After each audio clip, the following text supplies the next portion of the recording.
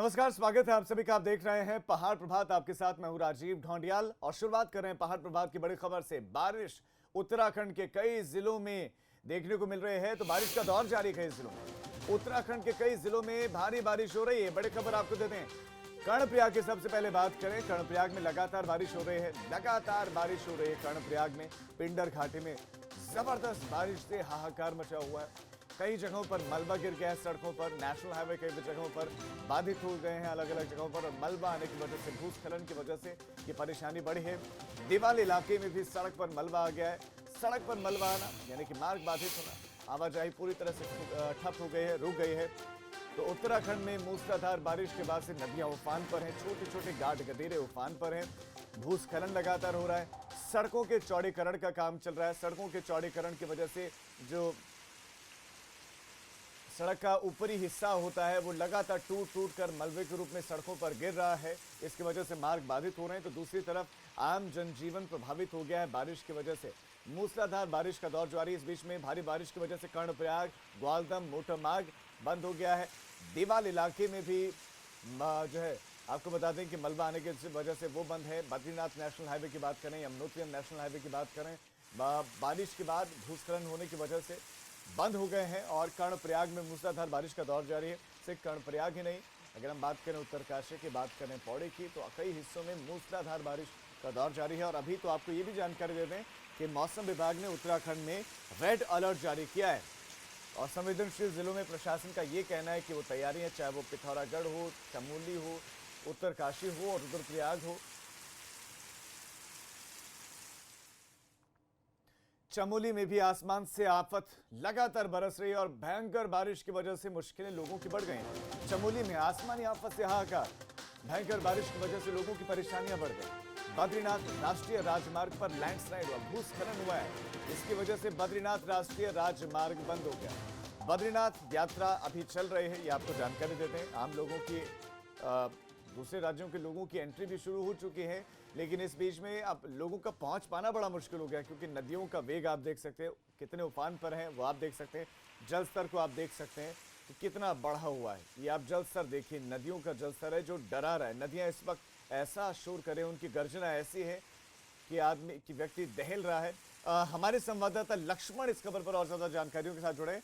लक्ष्मण, आप बताइए कि चमोली में पहला तो मौसम कैसा है, दूसरा क्या किसी तरह के कोई नुकसान की खबर है बारिश की वजह से? जी, लगातार देर रात से अभी भी बारिश चमोली में जारी है। और कल देर रात हुई बारिश के करीब 3 बजे कसोली विकासखंड के कुलालू गांव में भूस्खलन होने से एक गौशाला मलबे में दब गई, जिसमें कि 3 मवेशियों की मौत हो गई। वहीं बद्रीनाथ राष्ट्रीय राजमार्ग भी कई स्थानों पर बंद है।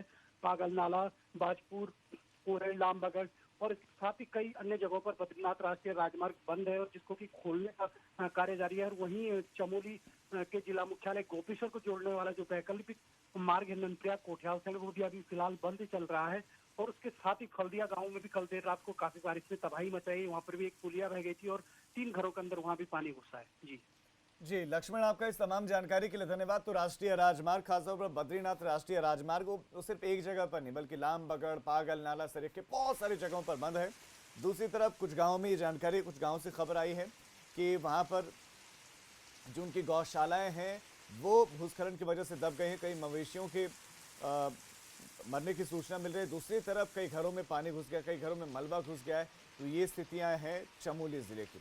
वहीं कर्णप्रयाग में लगातार बारिश की वजह से नदी उफान पर है और यही हालत दूसरे जिलों में भी है।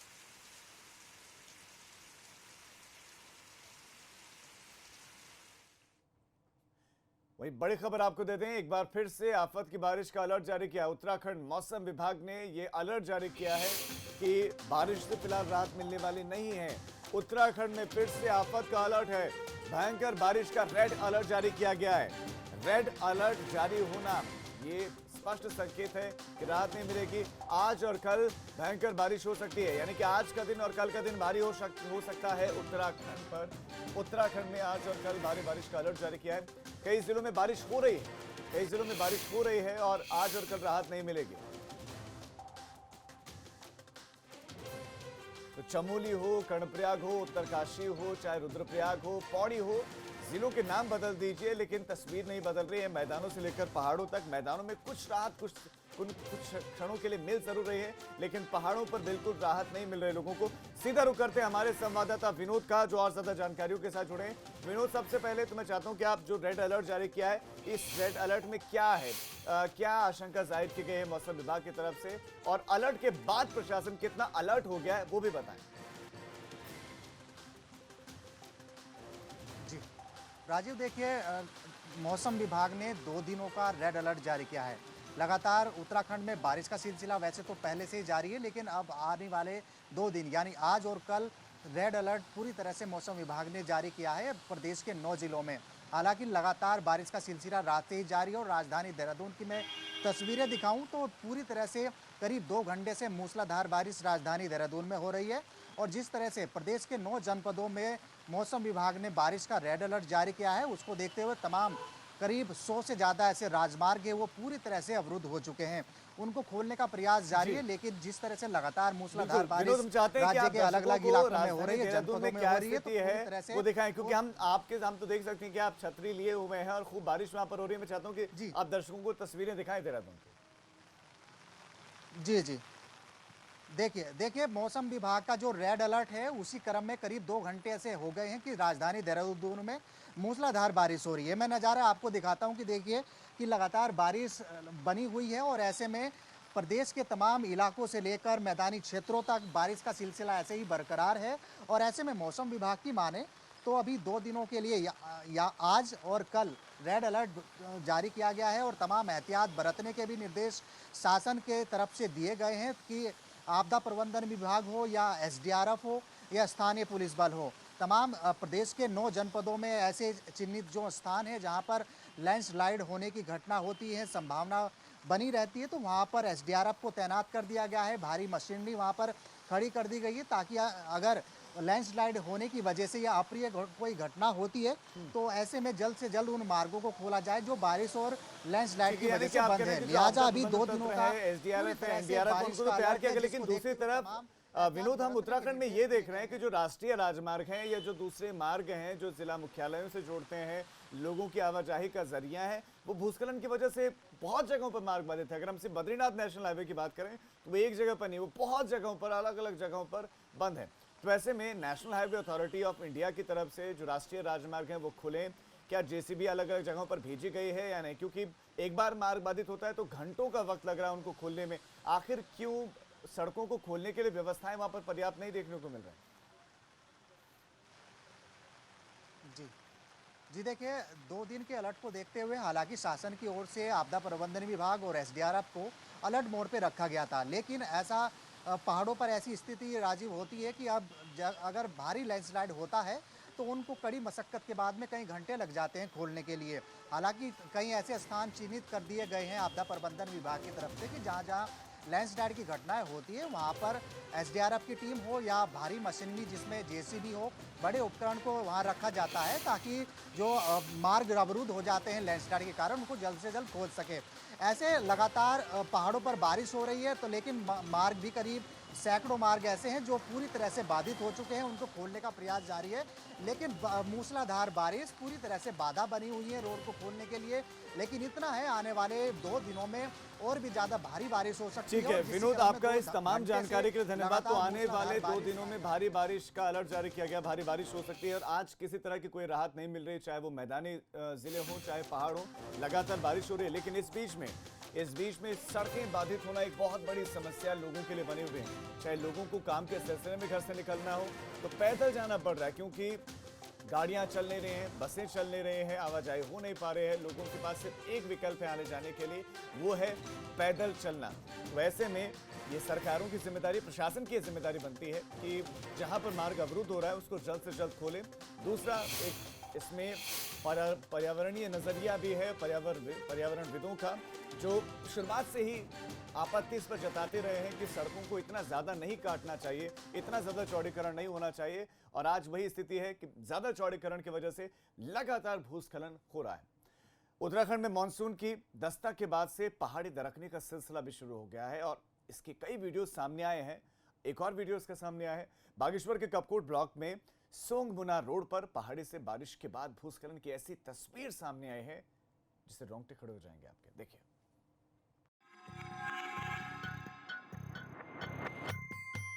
पहले पहाड़ में हल्की सी हलचल होती है,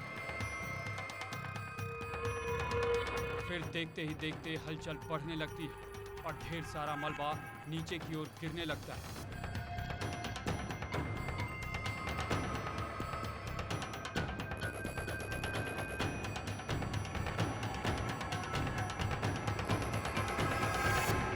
बागेश्वर की ये तस्वीरें आपके रोंगटे खड़े कर देंगी। देखिए पहाड़ी कैसे दरक रही है, ऐसे लग रहा है मानो कोई बड़ा भूकंप आया।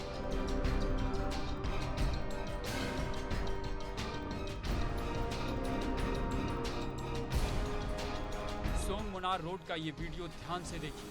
पहले पहाड़ी के ऊपरी हिस्से में कुछ पत्थर नीचे की तरफ गिरते दिखते हैं।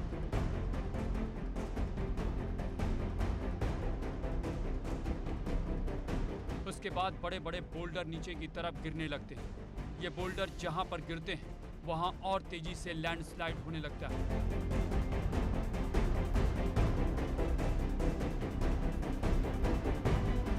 जिसके बाद भारी मात्रा में मलबा नीचे की तरफ बढ़ने लगता है। देखते ही देखते धूल का एक गुबार बन जाता है। इस समय अगर कोई इस तस्वीर को देखेगा तो लगेगा कि पहाड़ों में बादल आ गए। बड़े बड़े पत्थर धूल के गुबार के बीच से निकलते दिख रहे हैं। ये भारी भरकम पत्थर अगर किसी के ऊपर गिर जाएं तो जान बचाना भी मुश्किल है।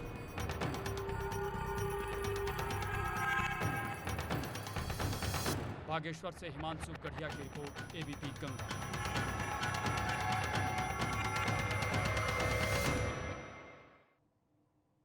बागेश्वर की आपने तस्वीर देखी। रुद्रप्रयाग का रुख करते हैं। रुद्रप्रयाग में बांसवाड़ा के पास हाईवे पर सफर करना किसी जोखिम से कम नहीं है। हाईवे पर कई जगहों पर लैंडस्लाइड हो रहा है जिससे राहगीरों की परेशानियां बढ़ गई हैं।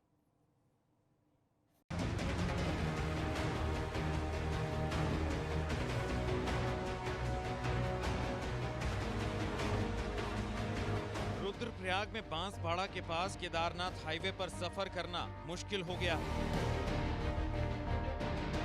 4 दिन बाद हाईवे खोल तो दिया गया, मगर ये कब तक सुचारू रूप से चल पाएगा कहना जरा मुश्किल है। रुद्रप्रयाग गौरीकुंड हाईवे बांसवाड़ा में लगातार बाधित हो रहा है। हाईवे का बड़ा हिस्सा ध्वस्त हो गया है। केदारनाथ हाईवे भूस्खलन की वजह से 4 जगह बाधित है। बांसवाड़ा में हाईवे पर बड़ा लैंडस्लाइड डेंजर जोन बन गया है, जिस वजह से यहां से सफर करना खतरे से खाली नहीं।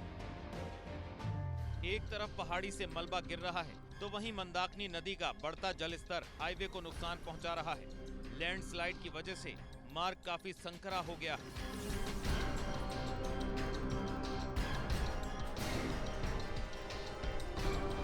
पहाड़ी काटकर रास्ता तो बनाया गया है, मगर रोड की चौड़ाई काफी कम रह गई है, जिस वजह से हादसे का डर बना हुआ है। इस बार बारिश में जितने भी फिशर्स हैं खुले हुए हैं, तो लैंडस्लाइड की भी घटनाएं हो रही हैं, सिंकिंग की भी घटनाएं हो रही हैं। नदी का भी काफ़ी तेज़ बहाव है, तो जहाँ जहाँ पर नदी टकरा रही है वहाँ भी सड़क टूटने की घटनाएं सामने आ रही हैं। सभी जगह हमारी मशीन लगी हैं, करीब 35 मशीनें जगह जगह पर तैनात हैं, और जैसे ही स्थिति सामान्य होती है, पत्थरों का गिरना रुकता है, मार्ग को तो तत्काल खोलने की कार्रवाई भी की जा रही है। बांसवाड़ा में नेशनल हाईवे पर इस बार जबरदस्त भूस्खलन हुआ है। जिस तरह से रोड पर आए दिन मलबा गिर रहा है, उससे प्रशासन की भी चिंता बढ़ गई है। लैंडस्लाइड जोन के आसपास 35 जेसीबी मशीन तैनात की गई है। रुद्रप्रयाग से रोहित डिमरी की रिपोर्ट, एबीपी गंगा।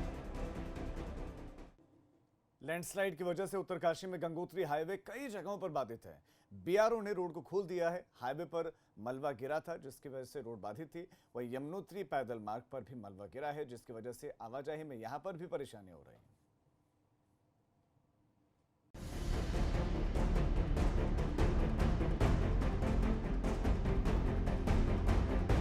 बरसात के सीजन में बड़कोट में गंगोत्री हाईवे पर सफर में जोखिम है।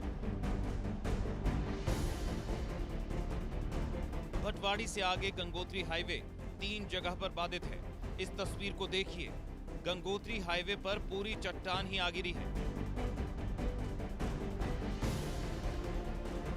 बीआरओ की तरफ से सड़क खोलने के लिए जेसीबी लगाई गई है, मगर मलबा इतनी ज्यादा मात्रा में गिरा है कि बीआरओ कर्मियों की भी परेशानी बढ़ गई है। तो भारी बारिश के चलते गंगोत्री राष्ट्रीय राजमार्ग पर थिरांग नामक जगह पर गंगोत्री राष्ट्रीय राजमार्ग बाधित हो गया था। जैसे बीआरओ को सूचना मिलने पर तत्काल बीआरओ भूस्खलन क्षेत्र में पहुंची और बीआरओ द्वारा गंगोत्री राष्ट्रीय राजमार्ग सुचारू करवाया जा रहा है। आप देख सकते हैं 2 मशीनें लगी, एक इस साइड से एक उस साइड से। लोगों की परेशानी का अंदाजा आप इस तस्वीर को देखकर लगा सकते हैं। भारी मलबे के बीच से देखिए कैसे लोग जान जोखिम में डालकर सफर कर रहे हैं।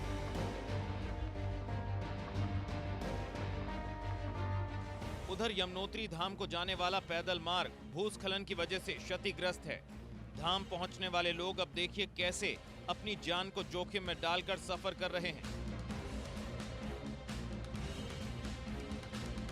मंदिर को जोड़ने वाले मुख्य मार्ग की रेलिंग भी टूट गई है, जिस वजह से यमुनोत्री धाम जाने के लिए इस खतरनाक रास्ते से होकर गुजरना पड़ रहा है। उत्तरकाशी से नितिन चौहान की रिपोर्ट, एबीपी गंगा। पहाड़ों पर लगातार हो रही बारिश की वजह से मैदानी जिलों में नदियों का जलस्तर बढ़ने लगा है। हरिद्वार के लक्सर में नीलधारा गंगा उफान पर बह रही है।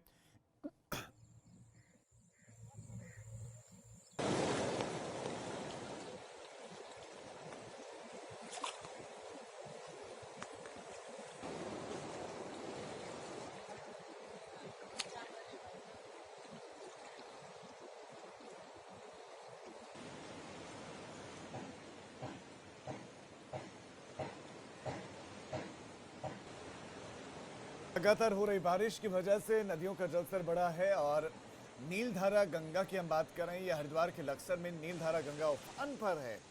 इलाके के कई गांव में बाढ़ का खतरा है। लक्सर और खानपुर विधानसभा के कई गांव में बाढ़ का खतरा है।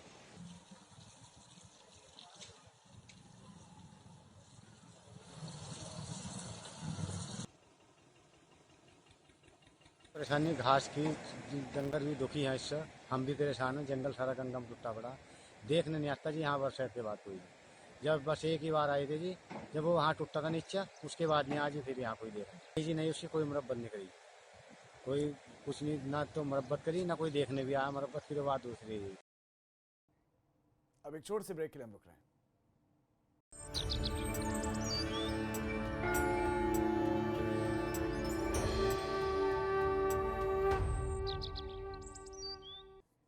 ब्रेक के बाद आप सभी का स्वागत है और अब बड़ी खबर, मसूरी देहरादून मार्ग दोपहर 3 बजे तक बंद।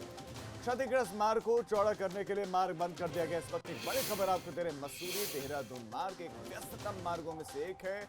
आवाजाही यहां से होती है रोजाना, लेकिन क्षतिग्रस्त मार्ग को चौड़ा करने के लिए, उसको दुरुस्त करने के लिए अब बंद कर दिया गया मार्ग को। सिर्फ इमरजेंसी सेवाओं को जाने की अनुमति मिलेगी, सिर्फ इमरजेंसी सेवाओं को ही अनुमति आपको बताने की मिलेगी।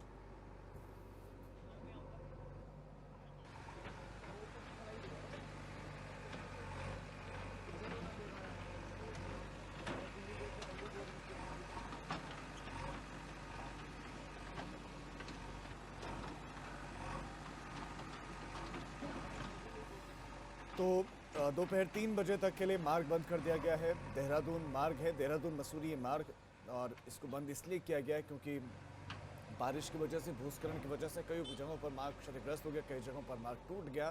तो ऐसे में उसको दुरुस्त करने के लिए और चौड़ा करने के लिए, बेहतर करने के लिए मार्ग को बंद रखा जाएगा। सिर्फ जो इमरजेंसी सेवाएँ हैं, ज़रूरी और आवश्यक सेवाएँ हैं जिनका जाना बहुत ज़रूरी है, सिर्फ उन्हीं को अनुमति मिलेगी। बाकी मार्ग बंद रहेगा 3 बजे तक के लिए।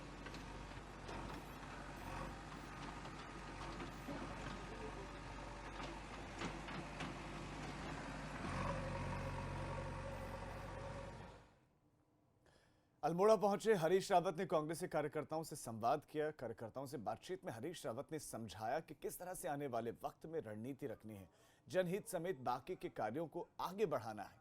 हरीश रावत जो खुद कुमाऊं क्षेत्र से आते हैं और इसी जिले से आते हैं और ऐसे में वक्त वक्त पर अल्मोड़ा जाते रहते हैं, और इसी कड़ी में एक बार फिर से जब पहुंचे अल्मोड़ा तो अब आने वाले दिनों में रणनीति क्या रहने वाली, कांग्रेस की हरीश रावत का विजन क्या रहने वाला है, वो लोगों तक भी जाए, कार्यकर्ताओं को पता रहे, इसलिए पूर्व मुख्यमंत्री ने ये सारी बातें कार्यकर्ताओं के साथ साझा की। हालांकि सोशल डिस्टेंसिंग उनके कार्यक्रम में देखने को मिली नहीं।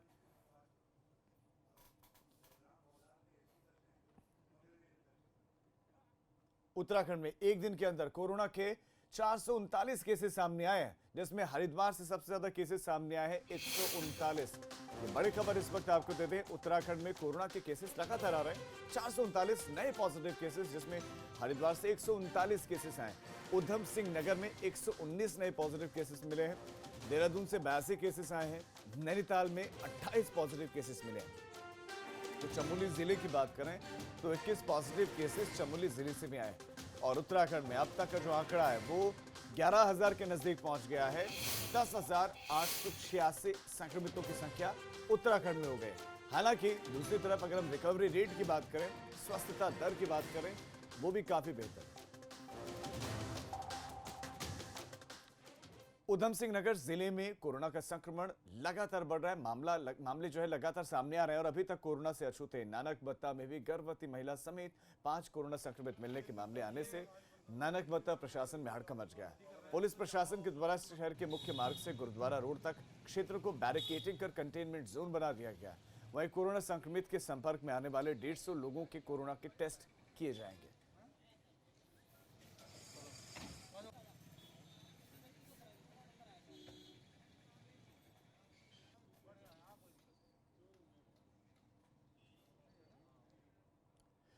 इस वक्त सूत्रों के हवाले से एक बड़ी खबर मिल रही है और बड़ी खबर यह है कि बड़ा एक्शन लेने वाली है त्रिवेंद्र सरकार। त्रिवेंद्र सरकार बड़ा एक्शन लेने वाली है। बड़ी खबर इस वक्त देहरादून से मिल रही है। विभागों के 2 एमडी पर एक्शन ले सकती है सरकार। लापरवाही और भ्रष्टाचार को लेकर कार्रवाई हो सकती है। विनोद हमारे संवाददाता खबर पर और ज्यादा जानकारी देंगे। विनोद बताइए, किस तरह का एक्शन ले सकती है त्रिवेंद्र सरकार? जी देखिए राजीव, ये सूत्रों के अनुसार जानकारी है और 2 अलग अलग डिपार्टमेंट्स के एमडी रहे हैं। एक सबसे पहले पेयजल निगम के एमडी है, हालांकि उसको पद से हटा दिया गया है, भजन सिंह को।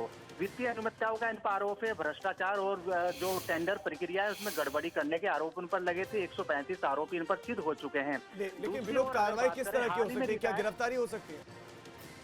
जी देखिए, अभी कार्यवाही सरकार के ऊपर डिपेंड करता है, आखिरकार कितनी वो आरोप को गंभीर मानकर वो इस तरीके की कार्रवाई करे। हालांकि गिरफ्तारी वाली बात इसमें सामने नहीं आई है। ठीक है विनोद, वित्तीय अनियमितताओं में आप बता रहे हैं कि वो लिप्त पाए गए और ऐसे में उन पर पहले ही विभाग से हटा दिया गया, लेकिन इस बीच में जानकारी मिल रही है कि आज बड़ी कार्रवाई उन पर हो सकती है। अब एक छोटे से ब्रेक के लिए रुक रहे हैं।